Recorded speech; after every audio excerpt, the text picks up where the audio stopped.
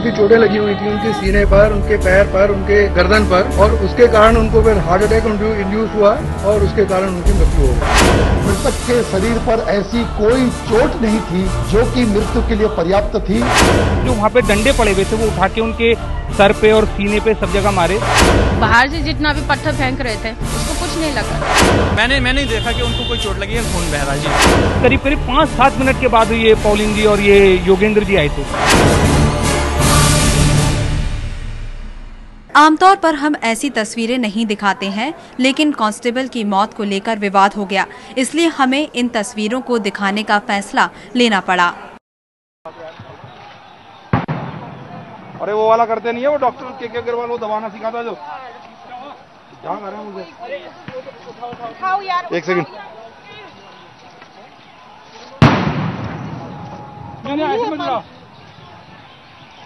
लिटा के रखो 1 मिनट।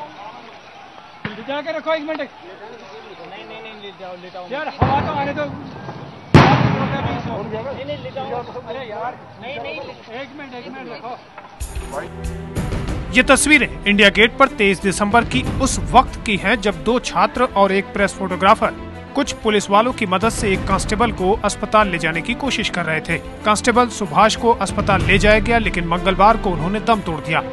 अब कांस्टेबल सुभाष की मौत की गुत्थी उलझती जा रही है।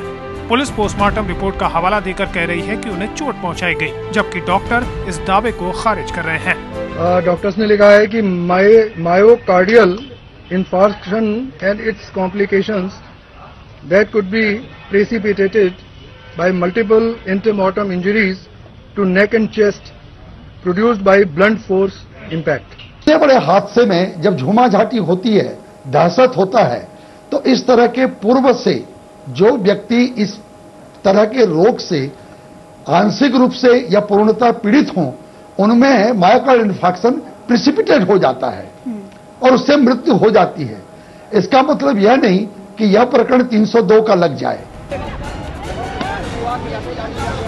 गैंगरेप की शिकार लड़की को इंसाफ दिलाने के लिए इंडिया गेट पर हुए प्रदर्शन के दौरान पुलिस और प्रदर्शनकारियों के बीच कई बार झड़प हुई और इसी दौरान की ये तस्वीरें हैं।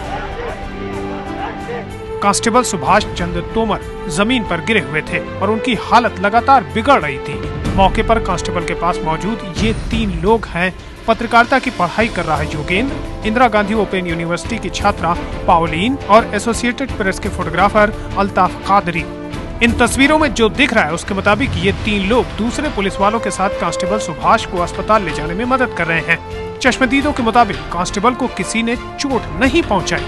जो कांस्टेबल सुभाष थे उनके साथ 3-4 और कांस्टेबल थे, ये अचानक से दौड़ते गिर गए। तो हमने सोचा कि चक्कर आ गया, तो मैंने और उस लड़की ने दौड़ के उनको उठाया। वहाँ पर कोई पथराव नहीं होता, कोई लोग ही नहीं थे वहाँ पर। सुभाष जी जब गिरे वहाँ पर कोई लोग नहीं थे, भीड़ सारी आ गई थी। उसके पीछे पुलिस थी और उनके पीछे लोग थे और उनके पीछे हम खड़े हुए थे। तो वहाँ पर कोई भीड़ नहीं थी, ना कोई पथराव हुआ, न किसी ने लाठी डंडा चलाया। जी, क्या किसी तरह की चोट वगैरह भी आपने देखी थी? मैंने नहीं देखा कि उनको कोई चोट लगी है, खून बह रहा है। जी, बाहर से जितना भी पत्थर फेंक रहे थे उसको कुछ नहीं लगा था, बस वो भागते भागते कोलैप्स हुआ था। बीच में ही ऐसे ही कोलैप्स हो गए थे। सब भाग रहे थे, सब पुलिस वाले भी भाग रहे थे, बीच में वो कोलैप्स हो गए थे। लेकिन पुलिस में दर्ज एफआईआर के मुताबिक 8 प्रदर्शनकारियों ने कांस्टेबल सुभाष के ऊपर हमला किया था।